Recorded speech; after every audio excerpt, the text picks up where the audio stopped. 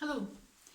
When I was a new teacher 34 years ago and I was doing my probation in Hart Hill, I attended a conference held here in Paisley, and it was called Listening to Children Talking. And I listened carefully to everything that was being said and realised that this was a very important thing that I was learning. And it was something that throughout my 34 years of teaching I would reflect on. What is actually being said, and what do I actually hear? Most recently, well, certainly for the past 10 weeks, I've had to call on what I learned 34 years ago. Because when I'm teaching children daily, it's on a screen. And yes, I can hear their words, but I can't read their body language. I can't really see their expressions clearly. And when they are saying anything, I've got to try to work out what is it they actually want me to hear. And that I pick up by their tone and also the eye contact that we can make.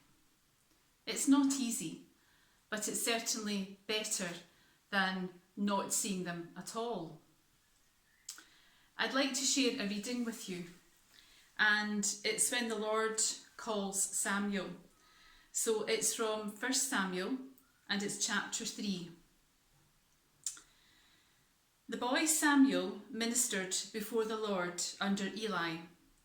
In those days, the word of the Lord was rare. There were not many visions. One night, Eli, whose eyes were becoming so weak that he could barely see, was lying down in his usual place. The lamp of God had not yet gone out, and Samuel was lying down in the temple of the Lord, where the ark of God was. Then the Lord called Samuel. Samuel answered, "Here I am." And he ran to Eli and said, "Here I am, you called me." But Eli said, "I did not call. Go back and lie down." So he went and lay down. Again the Lord called, "Samuel." And Samuel got up and went to Eli and said, "Here I am, you called me." "My son," Eli said, "I did not call. Go back and lie down." Now Samuel did not yet know the Lord. The word of the Lord had not yet been revealed to him. The Lord called Samuel a third time, and Samuel got up and went to Eli and said, "Here I am, you called me." Then Eli realised that the Lord was calling the boy. So Eli told Samuel, "Go and lie down, and if he calls you, say, 'Speak, Lord, for your servant is listening.'" So Samuel went and lay down in his place. The Lord came and stood there, calling as at the other times, "Samuel, Samuel." Then Samuel said, "Speak, for your servant is listening." I reflect on the fact that that was probably one of the first readings that I remember as a child. I would probably be 8 or 9. And what I remember about it is thinking, good grief, why does he keep getting up when obviously it's not this old guy? Okay, I was 8 or 9. But something in Samuel responded. And something in Eli made that connection. Samuel continued to be exuberant, faithful to his master, who was Eli, and then the Lord. And he listened and heard what he wanted to hear. And I think, how good are we at listening, waiting to hear what we need to hear? Do we take time to do that? Or do we read body language?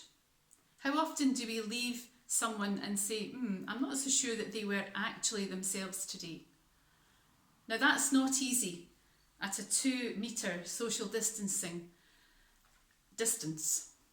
But yet, perhaps we can take time and stop and listen to tone, gesture from a distance, or if it's a telephone call to a friend, actually not to be distracted, but listen and hear what is being said. It may be a message from a friend, but you never know, because it could be a message from God. Are we ready to hear that message from wherever it comes? And if we are, do we act upon it? I'd like us to pray together. Let's pray. Lord, let us listen to others with our full attention, for through distraction we do not hear. Lord, let us hear the message of the moment, whether it be the words of a friend, a family, a minister's reflection, a teacher's voice, or a child's question. In order to hear what is being said, give us the gift of focus and the grace to put that which is said by others before ourselves. Your Son Jesus came to this world to show us how to be Christ-like. He listened to what his followers said, and he heard the real message. He gave people time and offered the gift of his focus and his attention. So as we go about our daily, yes, somewhat upturned lives, help us to be those better listeners and to hear your message, the most important message. Amen.